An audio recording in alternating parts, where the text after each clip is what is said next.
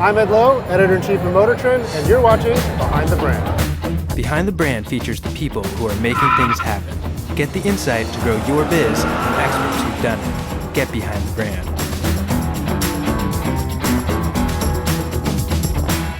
Hi, I'm Brian Elliott. Welcome to another edition of Behind the Brand. Today we're live at VidCon with Editor-in-Chief of Motortrend Ed Loh.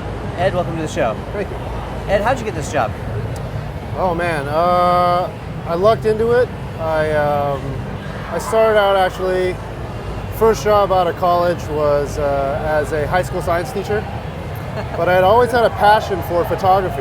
Okay. Ever since I was in elementary school, through high school, I'd shot for the school paper at the high school level and at university. I went to USC. Okay.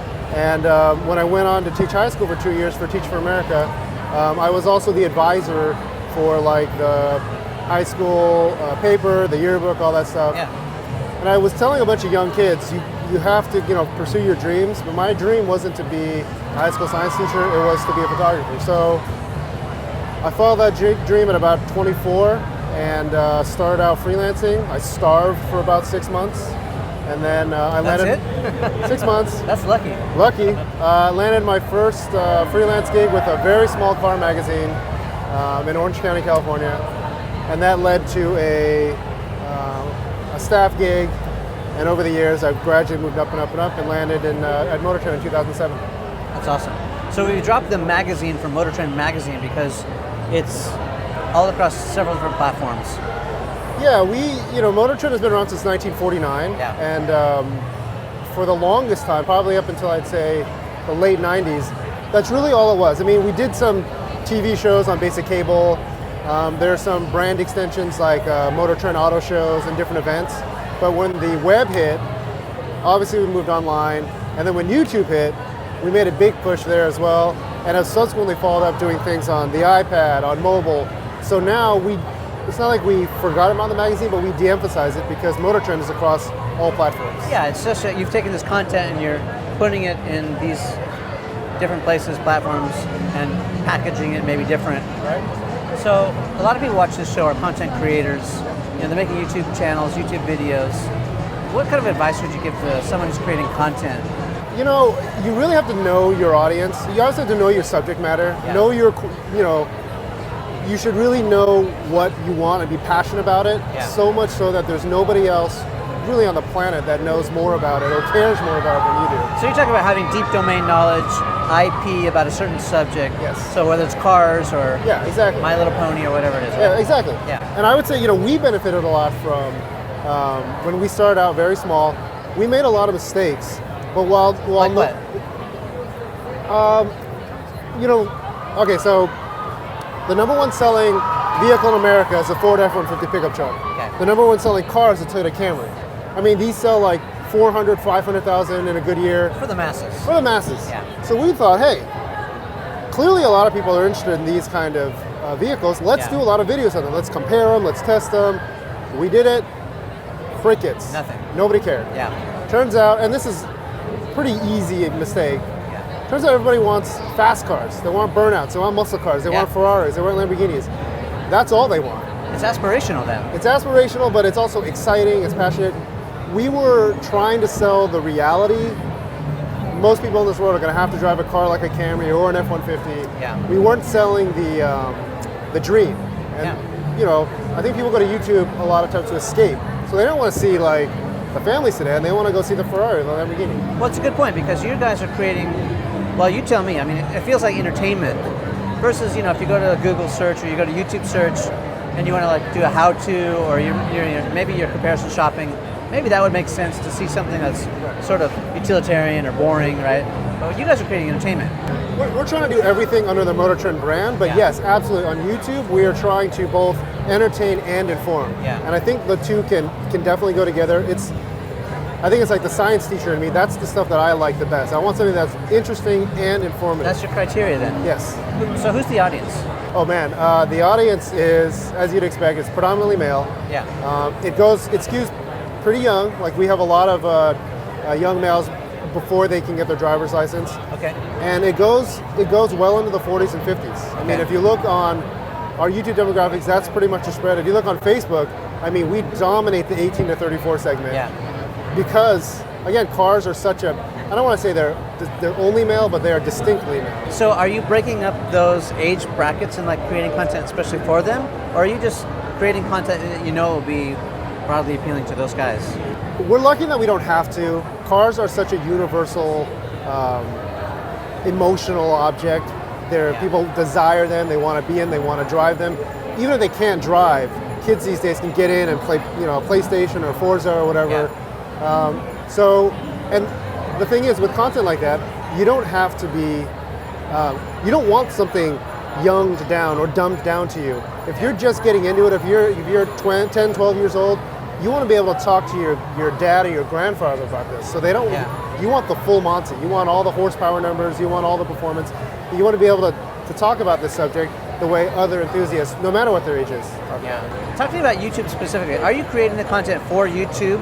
Because there's a big difference, right? Trying to repurpose something that you would use other places and YouTube specific content. In terms of video, in terms of video for YouTube, we have a division that does custom video that people can play wherever they want. But in terms of YouTube, absolutely. It starts with YouTube. It starts with our audience, the one that we've developed, 2.6 million subscribers. We cater to them. You didn't start with that. I mean, you guys have blown up like in the last year. I would say more like last 2 years. When I started as editor-in-chief in 2011, our channel had about 143,000 subscribers. In 13 months, we had 500,000. And then another 3 months later, we hit 1 million, and then 1.3 million. So what are you doing? What's the secret sauce? Again, it was making the mistakes early on when nobody was watching, figuring out the recipe, and for us, the secret sauce was drag racing videos. We were just like legit cars, not drag racing, like drag races, but like consumer cars. So there's a lot to talk about there. We were basically, for about a year to 18 months, anything that came in through our doors that was a high performance vehicle, we would drag race it. We would find another car that was a legitimate contender and then do a quick video on it. Like, give me 2 cars that you've done recently. So Nissan GTR is one of the most popular cars out there on the web, on YouTube. Every time a car came in that was close to the GTR in terms of either price or performance, boom, we did it. I mean, I think like 2 years ago we had something like 20 GTR videos. And this really built up this core audience. The other thing is, we make sure the cars are always stock cars. They're cars you can go off the street. They're not pimped out. They're not pimped out, which might sound a little crazy, but if you think about it, you and I, if we're into a car, we only know the BMW M3 or the GTR. We don't know the one that the dude put his wheels on, or a wing on, or some turbocharger. We don't know anything about that. The minute you start abstracting away from what is known, you lose people. Well, and you can't get access to that either, right? It's like... It's always like one guy's car. I can't get NOS or... Right. Exactly. So it was stuff like that. It was the high performance, the drag racing, the comparison test, and we built this core audience where when you do a crazy short, drag race video could be as short as like 15 seconds long. I mean, most of ours, we had some build up, dramatic music, that kind of stuff, cool cuts. These are the ones you send to your buddy. These are the man, you gotta see this. Oh, where is this? Where'd you get this from? Well, I'm curious about that. So have you tested like the length of the video, what like works better? In some cases, it's just a quick little hit that you can share. Are you consciously making that decision, like it's got to be less than whatever amount of time? We're not as much as I'd like. I mean, some of this content works better in shorter form on the newer media, like Instagram, like Vine. I mean, you are an editor, right? By nature, Right. To cut it down, we definitely know that there's a formula for exciting videos, shorter the better. But we've done a lot of long form stuff too. I mean, we started doing like 5 minute, then 9 minute. We have episodes now upwards of 22 minutes long. We've gone as long as like 40 for some, and we've seen, because YouTube has great metrics, we can see the drop off. And basically, if we are creating engaging enough content, people stay all the way through. We did a Corvette versus fighter jet video, and it played huge with the armed services. We shot it out in Florida. We shot it on a runway. We had it was the Blue Angel. It was called Blue Angel versus Blue Devil. That's awesome. And the Blue Devil was the Corvette ZR1. And it was, at the time, I think it was the longest video we'd ever done, and it was incredibly popular. Best time or worst time to be a content creator? There's a lot of stuff out there. That's a great question. And I sort of feel intimidated, like when I go to your channel, there's like millions and millions of subscribers. If I'm starting from scratch, I'm thinking, it's too late. I missed the boat. I just had this conversation actually with our chief content officer. Yeah. Content is not free. Like on YouTube, it's free to watch it. You have maybe sit through an ad or something. Yeah. But it's very difficult these days as a content creator because there's so much competition. But we still believe that quality is what will separate you. Yeah. Always. So if you have a good product, if you have a compelling product, well finished, or maybe even not well finished, just as long as it's engaging and entertaining, you will eventually draw. You will get those numbers. It's certainly easier to enter a space when you're the first or only or the best guy there initially. But I would tell all the content creators out there, just make sure you know, again, back to that first premise, you have that deep knowledge. You know exactly what you're talking about. You're a specialist. Yes. Yeah. Or you're super passionate about it. You want to learn. Because if not, the audience is going to go somewhere else and find the guy that is. Yeah. Well, I also think, just to add to that, content curation is a big value too.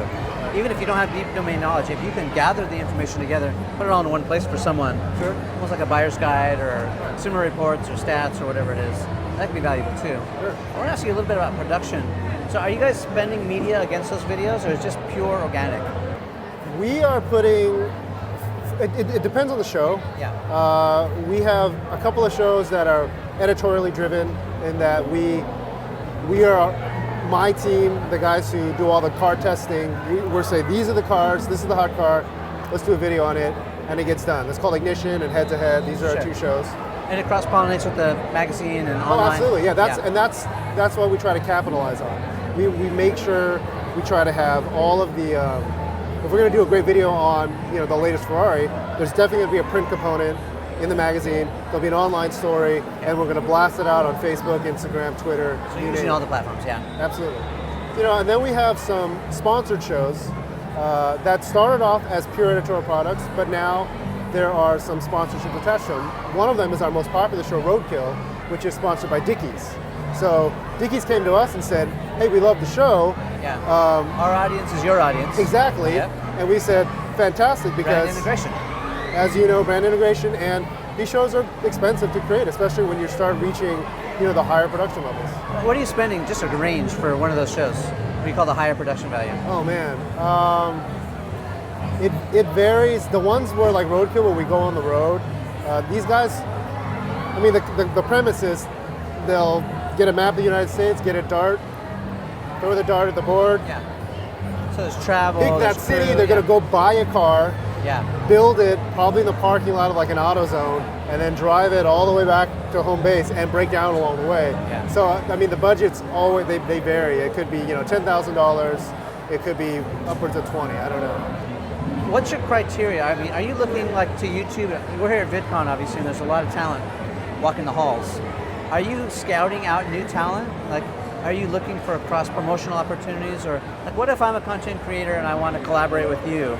Or I'm a brand and I'm like, man, what I've got is what your audience wants. How do we do that? Well, as you know, I think we are open to some of that. But as I was mentioned before, the landscape has changed so much. We've gone through, incredibly complicated sort of restructuring of the way we're doing things. Yeah. You're getting more organized. We're getting more organized. You're becoming like a legit production company, media company. Exactly. Yeah. But, so it makes, I think, it increases maybe barriers to that organic sort of integration or partnership. You're just getting more selective. Yes. Yeah. Absolutely. But definitely we are interested, especially if there is parity in the size of the other partner. Hopefully more. Like we'd love to be able to partner with, maybe a big game, big car racing game guy out there. We can talk about that. Talk to who you want to reach right now. I mean, they might be watching. I don't know. The problem is I don't know. I mean, this VidCon thing has blown my mind in terms of just the number of personalities here and the number of. I mean, I feel really old now too because all the young fans that are here. It's crazy. Well, we've been spending a few minutes with Editor-in-Chief of Motortrend, Ed Loh. Ed, thanks for being on the show. Thank you. Behind the Brand features the people who are making things happen. Get the insight to grow your biz from experts who've done it. Get behind the brand. So you should go down. I'm like, oh. I'm so sorry. Do you forgive me now? I say, Dave, come here. Come here, and you lean in. I lean in. Bang. All right, that's the answer. And I cover your body. I called for help. And they were like, "Where's Keckner?" I'm like, "I don't know. I didn't see him."